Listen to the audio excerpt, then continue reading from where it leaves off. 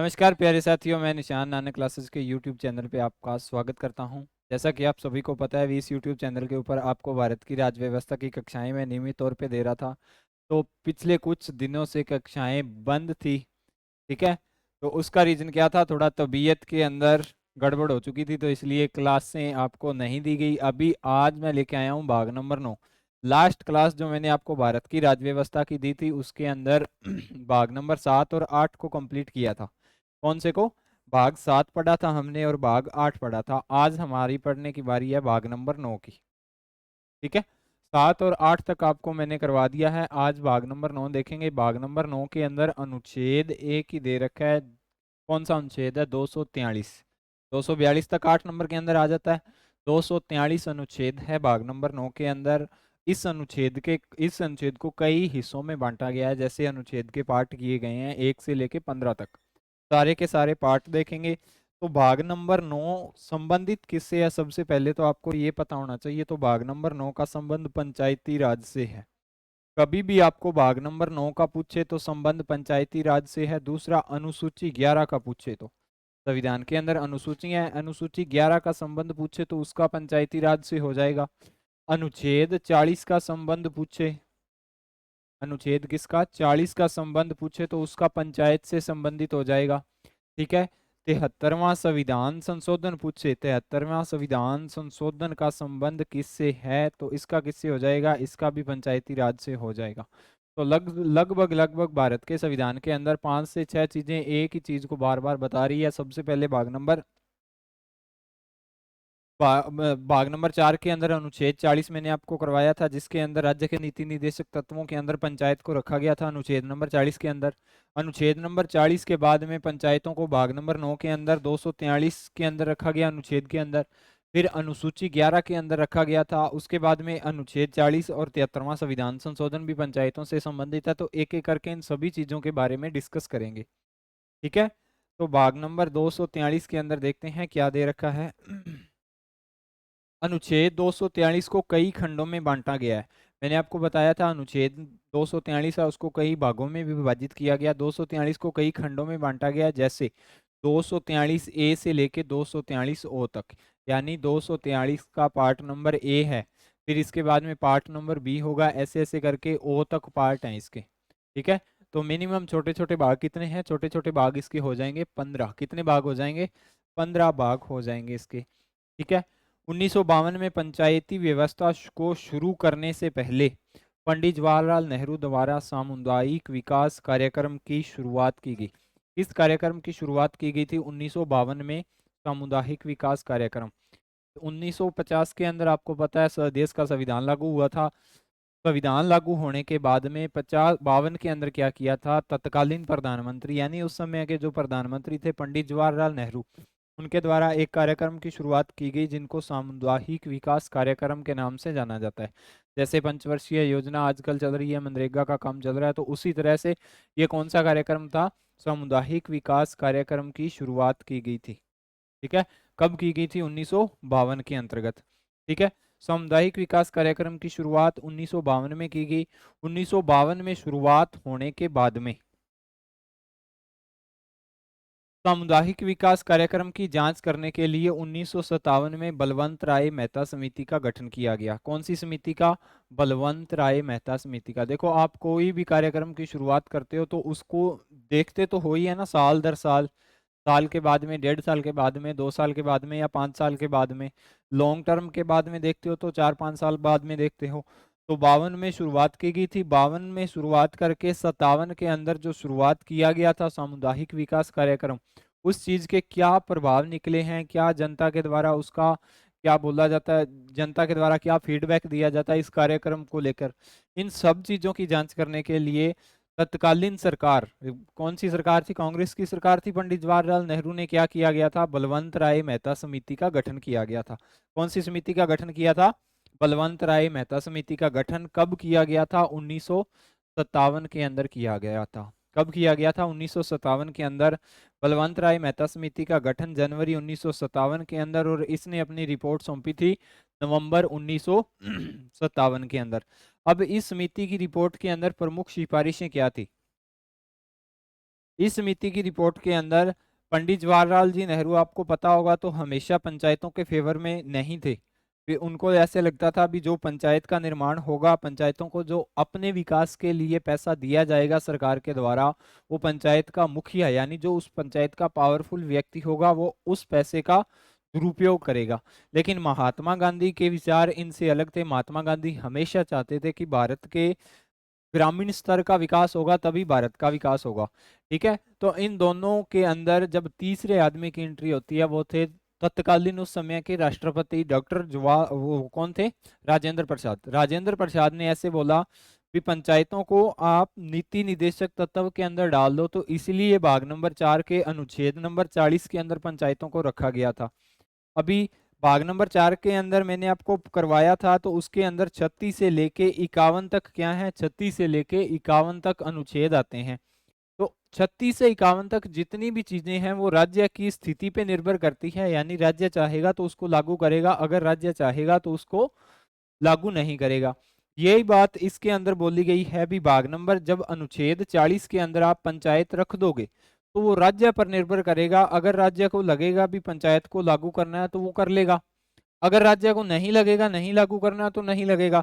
मतलब कि इससे क्या चीज निकलती है, जिससे महात्मा गांधी की भी बात को स्वीकार कर लिया गया, भी पंचायतों के फेवर में थे तो उनकी बात भी मान ली गई। पंडित जवाहरलाल नेहरू पंचायतों के फेवर में नहीं थे तो उनकी बात को भी रख दिया गया। भी इसको कौन सा संवैधानिक दर्जा अभी तक तो नहीं मिला, संवैधानिक दर्जा मिलेगा लेकिन आगे जाके मिलेगा, अभी तक तो नहीं है, तो इसलिए उसको 40 के अंदर रखा गया था। ठीक है, तो जो कमेटी बनी थी बलवंत राय मेहता समिति, उसने प्रमुख सिफारिशें की थी। कौन कौन सी थी वो सिफारिशें? एग्जाम के अंदर पूछ लिया जाता है। लोकतांत्रिक विकेंद्रीकरण की सिफारिश की थी। लोकतांत्रिक विकेंद्रीकरण का यह मतलब होता है जैसे एक जिला है, ठीक है, उस जिले के छोटे छोटे टुकड़े कर दो जिसके अंदर लोकतंत्र हो। जैसे अभी ग्राम पंचायत होती है तो ग्राम पंचायत के अंदर लोकतंत्र है, जनता के द्वारा सरपंच को चुना जाता है, सरपंच उनका मुखिया होता है, उनका प्रतिनिधित्व करता है। फिर ग्राम पंचायत के ऊपर पंचायत समिति आती है, वो भी एक अपने आप के अंदर लोकतंत्र है। फिर पंचायत समिति के ऊपर जिला परिषद आता है, तो इसलिए इसने बांटने की बात की थी। 2 नंबर बात इसने बोली थी, पंचायती राज का ढांचा है वो त्रिस्तर का होना चाहिए। कितने स्तर का? 3 स्तर का होना चाहिए, यानी उसके अंदर 3 फेजेज होने चाहिए, 1, 2 और 3, 3 फेज होने चाहिए। सबसे ऊपर ऊपर का आ जाएगा वो जिला परिषद, 2 नंबर पे ब्लॉक स्तर पे आ जाएगा पंचायत समिति और 3 नंबर पे आ जाएगा ग्राम पंचायत। ठीक है, त्रिस्तरीय संबंधों का अभिशासन की इसने संरचना की बात की थी, भी 3 स्तर का होना चाहिए। इसके बाद में 1 नंबर पे जो आएगा वो जिला स्तर आएगा। किसका आएगा? जिला स्तर पर जिला परिषद का निर्माण इसने बोला था। प्रति 50,000 आबादी पर 10 से 35 वार्ड हो सकते हैं। 50,000 की आबादी के अंदर आप क्या करोगे? 50,000 की आबादी के अंदर आप जिला स्तर घोषित कर दोगे।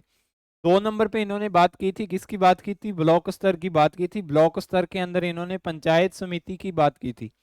पंचायत समिति होती है ना, आपको पता होगा, अपने हर एक जो ग्राम पंचायत होती है उसकी पंचायत किसी न किसी पंचायत समिति से संबंध होता है।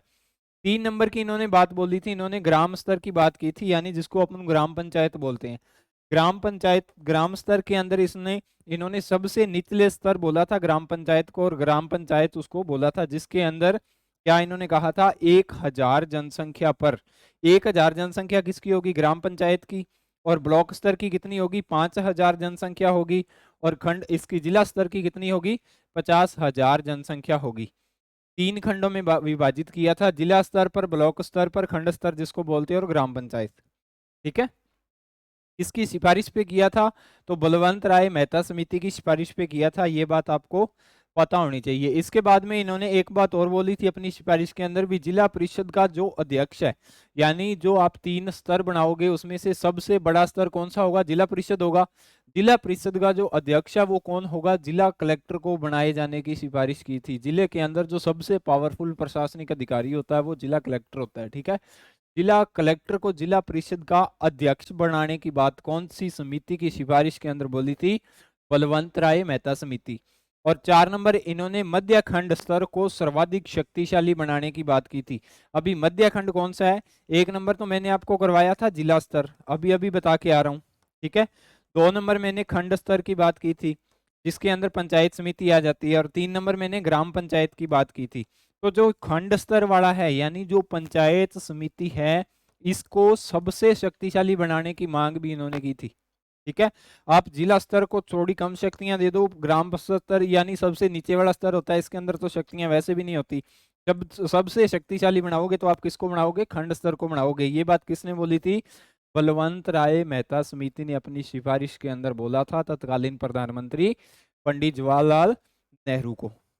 ठीक है, इसके बाद में तत्कालीन प्रधानमंत्री, इसके बाद में सरकार आती कि तत्कालीन प्रधानमंत्री जवाहरलाल नेहरू ने बलवंत राय मेहता समिति की सिफारिशों को क्रियान्वित करते हुए 2 अक्टूबर 1959 को राजस्थान के नागौर जिले के बगदरी गांव, ये गांव का नाम महत्वपूर्ण है आपके लिए, कौन सा गांव है राजस्थान के नागौर का? बगदरी गांव में पंचायती राज की व्यवस्था की शुरुआत की गई। किस समिति की सिफारिशों पर? बलवंत राय मेहता समिति की सिफारिशों पर। कब की गई थी? 2 अक्टूबर 1959 को की थी। किसने की थी? पंडित जवाहरलाल नेहरू ने की थी।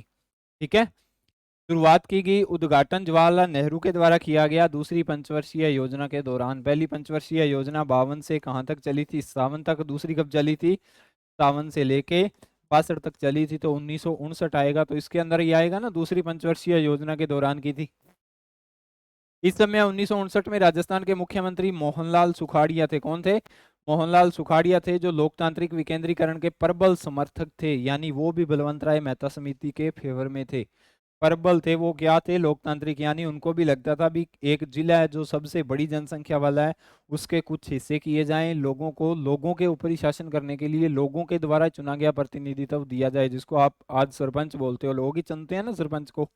ठीक है, 1965 के बाद पंचायती राज व्यवस्था असफल होने लगी, यानी उसका पतन होने लगा। अभी जब कोई भी चीज असफल होने लगेगी तो उसके कोई ना कोई तो कारण होंगे। अभी आगे इसके कारण भी देखते हैं भी असफल होने के क्या कारण थे। ठीक है, असफल होने के निम्न कारण थे। एक नंबर क्या था? धन की कमी। आप सभी को पता है अभी देश नया नया आजाद हुआ था, तो धन की कमी तो आप ऑप्शन के अंदर रखोगे ही रखोगे। 2 नंबर राजनीतिक चेतना की कमी, यानी जब आपने पंचायती राज की शुरुआत कर दी, उसके बाद में एक बार शुरुआत करके छोड़ दिया, बाद में उसको संभाला ही नहीं, तो राजनीतिक चेतना की कमी। आंतरिक मतभेद, आंतरिक मतभेद भी होते हैं ना, जैसे सरपंच अपने आप को पावरफुल समझता है, उप सरपंच अपने आप को पावरफुल समझता है, ऐसे आंतरिक मतभेद भी होने लगे। नियमित चुनाव प्रणाली का अभाव, नियमित चुनाव प्रणाली का, अगर कार्यकाल 5 वर्ष का था तो उस समय चुनाव कभी 4 वर्ष पे करवा लिए जाते थे और कभी 7 वर्ष पे होते थे, तो नियमित हर 5 वर्ष के बाद में चुनाव नहीं होते थे। एक सबसे बड़ा कारण ये भी था। अधिकारों का विकेंद्रीकरण नाम मात्र का था, यानी आपको अधिकार दिए गए थे लेकिन नाम मात्र के अधिकार दिए गए थे पंचायत के अंदर। ठीक है, अतः पंचायती राज व्यवस्था का मूल्यांकन करने के लिए पंचायती राज को अधिक सुदृढ़ बनाने के सुझाव देने के लिए समय समय पर निमन समितियों का गठन किया गया। क्या किया गया था? समय समय पर निमन समितियों का गठन किया गया था। अभी इसके बाद में 1977 में जब पंचायती राज व्यवस्था असफल होने लगी तो तत्कालीन प्रधानमंत्री मोरारजी देसाई द्वारा अशोक मेहता समिति का गठन किया गया। अभी ये दूसरी समिति की मैं बात कर रहा हूं, दूसरी समिति कौन सी आ जाएगी? अशोक मेहता समिति दूसरी। पहली कौन सी थी? बलवंत राय मेहता। दूसरी कौन सी आ गई? अशोक मेहता समिति। अशोक मेहता समिति का गठन सितंबर 1977 में किया गया था। इस समिति ने अपनी रिपोर्ट केंद्र सरकार को 1978 में सौंपी थी। गठन कब किया गया था इसका? 1977 के अंदर किया गया था। और समिति ने अपनी रिपोर्ट कब सौंपी थी? 1978 के अंदर अपनी रिपोर्ट केंद्र सरकार को सौंपी थी। ठीक है, इसके प्रमुख सिफारिशें थी, पंचायती राज का ढांचा है उसको द्विस्तरीय करना। इसके यानी बलवंत राय मेहता समिति ने 3 स्तर बोला था, इन्होंने कितना बोल दिया? 2 स्तर। कौन कौन से 2 स्तर बोले थे? जिला स्तर पर जिला परिषद, यानी सबसे बड़ा जो जिला स्तर होता है। 2 नंबर पर मंडल स्तर पर पंचायत समिति, पंचायत समिति मंडल स्तर पर बोला था, यानी सबसे निचले स्तर को इन्होंने खत्म कर दिया था। कौन सी समिति ने? अशोक मेहता समिति की सिफारिश के अंदर जो सबसे नीचे वाला स्तर है उसको खत्म करने की बात बोली गई थी। ठीक है, इस समिति ने ग्राम पंचायत यानी निम्न स्तर को खत्म करने के लिए सिफारिश की। जहां की जनसंख्या 15 से 20 हजार है वहां पर मंडल स्तर का गठन किया जाए। इस समिति ने जिला परिषद को शक्तिशाली बनाने की सिफारिश की थी। जिला परिषद को सबसे ज्यादा शक्तिशाली, सबसे ज्यादा पावरफुल बनाने की बात किसने की थी? इसने ही की थी। क्या नाम था? अशोक मेहता समिति इसका नाम था। ठीक है, इसके बाद में क्या दे रखा है, इसके बाद में पंचायती राज संस्था को संवैधानिक दर्जा देने की मांग भी अशोक मेहता समिति ने ही की थी। किसने की थी? अशोक मेहता समिति ने पंचायती राज को संवैधानिक दर्जा देने की मांग की थी। अनुसूचित जाति तथा जनजाति को जनसंख्या के आधार पर आरक्षण की सिफारिश भी पहली बार किन्होंने की थी? अशोक मेहता समिति ने। तो जो अलग अलग सिफारिशें हैं समितियों की, आप उनको याद रख लेना, ठीक है। क्वेश्चन बनेगा तो सीधा यहीं से ही बन जाता है, अशोक मेहता समिति, बलवंत राय मेहता समिति।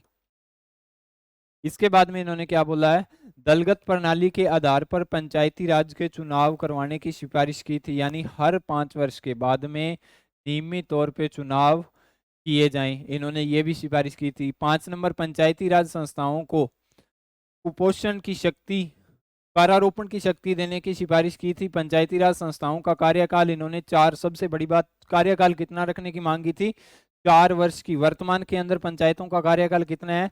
5 वर्ष का कार्यकाल है। लेकिन अशोक मेहता समिति, जिसका गठन 1977 के अंदर हुआ था, 78 के अंदर सरकार को अपनी रिपोर्ट दी थी, उन्होंने पंचायतों का कार्यकाल 4 वर्ष का कहने की बात की थी। पंचायती राज संस्थाओं के मामलों की देखरेख हेतु एक मंत्री की नियुक्ति की सिफारिश की थी। यानी ये बात तो सही है ना, आज किसी हद तक आप देखोगे तो पंचायतों के जो मामले हैं उनको ही, उनकी देखरेख के लिए इन्होंने क्या बोला था, अभी राज्य के अंदर एक मंत्री की क्या हो, नियुक्ति हो, जो स्पेशल पंचायतों के मामले देखे। तो ये कुछ इसकी महत्वपूर्ण सिफारिशें थी, ठीक है। इसके बाद में आ जाएगी जीवी के राव समिति। इसका गठन कब हुआ था? 1985 के अंदर हुआ था जीवी के राव समिति का। तब सरकार किसकी थी? राजीव गांधी। योजना आयोग द्वारा ग्रामीण विकास व निर्धनता उन्मूलन काम के संबंधित प्रशासनिक ढांचे की समीक्षा करने हेतु गठित की गई थी। किसके लिए? निर्धनता उन्मूलन तथा ग्रामीण विकास के लिए, ठीक है। इन कार्यक्रम की जांच करने के लिए इस समिति का गठन किया गया था। कब किया गया था? 1985 के अंदर किया गया था। इसकी प्रमुख सिफारिशें क्या थी? पंचायती राज का जो ढांचा है उसको 4 स्तर का होना चाहिए। बलवंत राय मेहता समिति 3 स्तर, अशोक मेहता समिति 2 स्तर, और ये तीसरी कौन सी आ गई? जीवी के राव समिति। इसने कितने स्तर की बोली थी? 4 स्तर की बात बोली थी। 1 नंबर, राज्य स्तर पर राज्य परिषद, राज्य स्तर पर राज्य परिषद की बात बोली थी। जिला स्तर पर जिला परिषद की बात, खंड स्तर पर पंचायत समिति की बात, तथा ग्राम स्तर पर ग्राम पंचायत की बात। ये तीनों तो सभी बोलते आ रहे हैं, लेकिन इन्होंने एक नए परिषद का निर्माण किया था जिसको राज्य परिषद बोला जाता है। राज्य परिषद के निर्माण की बात सर्वप्रथम किस समिति ने की थी? जी.वी. के राव समिति ने बात की थी। इस बात को ध्यान रख लेना। इस समिति ने खंड स्तर को सर्वाधिक शक्तिशाली बनाने की बात की थी। खंड स्तर को शक्तिशाली बनाने की बात पहले भी एक समिति कर चुकी है, जिसका नाम था बलवंत राय मेहता समिति। इस समिति के अंदर भी इन्होंने बोला था कि खंड स्तर है, यानी जो बीच वाला स्तर है, उसको सर्वाधिक शक्तिशाली बनाया जाए। जिला स्तर पर जिला विकास आयुक्त के पद का सर्जन, यानी जिला कलेक्टर के बराबर एक पद का सर्जन, जिसको जिला विकास आयुक्त के नाम से जाना जाएगा, उस पद का सर्जन करने की बात भी जी.वी. के राव समिति ने की थी। इस समिति ने अनुसूचित जाति, अनुसूचित जनजाति, पिछड़ा वर्ग व महिलाओं को पर्याप्त प्रतिनिधित्व देने की सिफारिश की थी। यानी जैसे किसी भी क्षेत्र के अंदर महिलाओं के वोटों की संख्या ज्यादा है, तो उस क्षेत्र के अंदर उनका प्रतिनिधित्व कौन करे? एक महिला ही करे, ठीक है। 4 नंबर बात इन्होंने बोली थी, पंचायती राज संस्था के नियमित चुनाव करवाए जाने की सिफारिश की थी। नियमित चुनाव मतलब हर 5 वर्ष के बाद में आपका चुनाव होना चाहिए।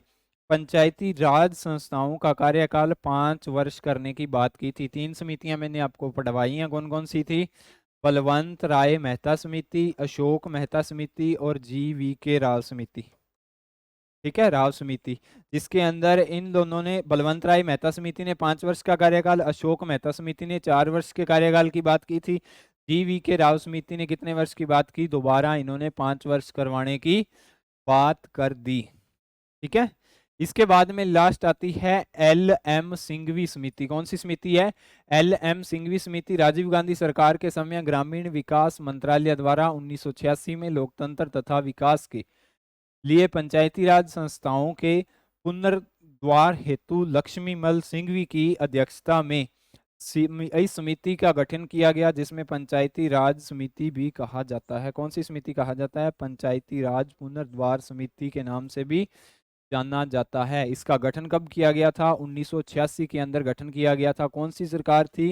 राजीव गांधी की सरकार थी। आपको इन दोनों चीजों का ध्यान में रखना होगा। ग्रामीण विकास मंत्रालय के द्वारा इसका गठन किया गया था। कौन सा मंत्रालय? ग्रामीण विकास मंत्रालय के द्वारा इसका गठन किया गया था। कब किया गया था? 1981 के अंदर किया गया था। सरकार किसकी थी?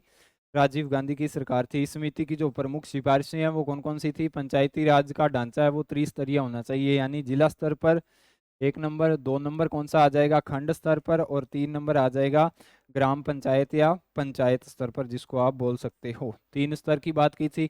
यही बात बलवंत राय मेहता समिति ने बोली थी। पंचायती राज को संवैधानिक दर्जा देने की सिफारिश भी इन्होंने की थी। पंचायती राज को संवैधानिक दर्जा देने की मांग दूसरी समिति कर रही है। पहली समिति कौन सी? अशोक मेहता समिति थी। ठीक है। न्याय पंचायतों के गठन का सुझाव दिया था। न्याय पंचायतों का गठन हो, इसका सुझाव भी किसने दिया था? इसका सुझाव दिया था ML सिंघवी समिति ने। राज्य के अंदर वित्त आयोग की स्थापना की जाए। ठीक है। पंचायती राज मामलों को हल करने के लिए अधिग्रहण बनाने की सिफारिश की थी। राजनीतिक दलों को इनके चुनाव से अलग रखा जाए तथा नियमित, स्वतंत्र तथा निष्पक्ष चुनाव कराने की सिफारिश की थी। यानी जब भी पंचायतों का चुनाव होगा तो राजनीतिक दलों को उन चुनावों से अलग रखने की मांग की थी। ठीक है। पंचायती राज संस्थाओं को अधिकार, अलग से अपने अधिकार देने की बात की थी। पंचायती राज संस्थाएं हैं उनका कुछ अधिकार क्षेत्र बनाने की भी बात इस समिति के अंदर बोली गई। ठीक ठीक है। अभी 4 समितियां मैंने आपको करवाई हैं, वो चारों की चारों आपको पता होनी चाहिए। कौन कौन सी हैं वो चारों की चारों समितियां? बलवंत राय मेहता समिति, अशोक मेहता समिति, GV के राव समिति तथा LM सिंघवी समिति। 4 समितियां हैं। 4 समितियों के बाद में फिर एक अधिनियम आता है, 73वां संविधान संशोधन अधिनियम 1992। ठीक है। इस अधिनियम के अंदर क्या किया गया था? इस अधिनियम के अंदर पंचायतों को सार्वजनिक दर्जा दिया गया था। ठीक है। ठीक है। तत्कालीन प्रधानमंत्री कौन थे? PV नरसिम्हा राव सरकार के समय 73वें संविधान संशोधन 1992 के द्वारा पंचायतों को संवैधानिक दर्जा दिया गया। क्या दिया गया था? पंचायतों को संवैधानिक दर्जा दिया गया था। पंचायतों को कब दिया गया था? पंचायतों को संवैधानिक दर्जा 1992 के अंदर 73वां संविधान संशोधन विधेयक लाया गया था। 22 दिसंबर 1992 को लोकसभा से पारित हुआ था। यह विधेयक 23 दिसंबर 1992 को राज्यसभा से पारित हुआ था तथा 20 अप्रैल 1993 को राष्ट्रपति ने इस विधेयक को मंजूरी दे दी थी। तब राष्ट्रपति कौन थे? शंकर दयाल शर्मा राष्ट्रपति थे जब 73वां संविधान संशोधन शुरू हुआ या लागू हुआ। 24 अप्रैल 1993 को इस संशोधन को लागू किया गया था। इस चीज का आप ध्यान में रख लेना। इसके बाद में आता है 24 अप्रैल को राष्ट्रीय पंचायती राज दिवस भी मनाया जाता है। कब मनाया जाता है? 24 अप्रैल को राष्ट्रीय पंचायती राज दिवस मनाया जाता है। 73वां संविधान संशोधन द्वारा पंचायती राज को संवैधानिक दर्जा प्रदान किया गया। कौन से संविधान संशोधन के द्वारा? तो 73वें संविधान संशोधन के द्वारा पंचायतों को संवैधानिक दर्जा दिया गया। पंचायती राज का उल्लेख भाग 9 के अंदर किया गया। ठीक है। अनुच्छेद 243 के, मैंने आपको बोला था 243 के A से लेके O तक इस सब की चर्चा की गई है। ठीक है, में मिलता है। तथा 11वीं अनुसूची 73वां संविधान संशोधन द्वारा जोड़ी गई थी, जिसमें पंचायती राज के 29 विषयों का उल्लेख है। 11वीं अनुसूची को कब जोड़ा गया था? 11वीं अनुसूची को जोड़ा गया था 1973 के अंदर, और सॉरी 73वें संविधान संशोधन के द्वारा जोड़ा गया था, जिसमें पंचायतों के कितने विषयों का उल्लेख मिलता है? 29 विषयों का उल्लेख मिलता है पंचायतों के। ठीक है। इसके बाद में राजस्थान की बात करते हैं, तो राजस्थान में 73वां संविधान संशोधन के बाद नया पंचायती राज अधिनियम 23 अप्रैल 1994 को लागू हुआ, जिसमें राजस्थान में 73वां संविधान संशोधन के बाद सर्वप्रथम चुनाव 1995 में कराए गए थे। ठीक है। 73वां संविधान संशोधन 24 अप्रैल 1993 को लागू हो गया। इसके बाद में 1995 के अंदर राजस्थान के अंदर चुनाव हुए। राजस्थान पंचायती राज अधिनियम 1994 के संदर्भ में राजस्थान पंचायती राज नियम 1996 बनाया गया, जो 30 दिसंबर 1996 को पूरे राजस्थान के अंदर लागू हो गया। राजस्थान सरकार ने अपना एक अधिनियम, पंचायती राज अधिनियम 1996 बनाया गया था, जो पूरे राजस्थान के अंदर 30 दिसंबर 1996 को लागू हुआ। और वर्तमान के अंदर जो पंचायतें काम कर रही है, इसी अधिनियम के अंतर्गत राजस्थान के अंदर काम चल रहा है, राजस्थान पंचायती राज अधिनियम 1996 के द्वारा। ठीक है। ये थी दोस्तों आज की आपकी क्लास, जिसके अंदर पंचायती राज से संबंधित जितनी भी समितियां थी, जितनी भी सिफारिशें थी समितियों की सारी मैंने आज आपको बताई। कल हम बात करेंगे पंचायतों की परिभाषा से लेके पंचायतों के जो कार्य होते हैं पूरे अनुच्छेद के अंदर क्या कुछ दे रखा है उसकी। अगर आपको क्लास अच्छी लगती है तो क्लास को लाइक करें, अपने दोस्तों के साथ शेयर करें। अगर नानक क्लासेस के यूट्यूब चैनल पे नए हो तो चैनल को सब्सक्राइब करें। मिलते हैं कल नेक्स्ट क्लास के साथ, तब तक के लिए जय हिंद जय भारत।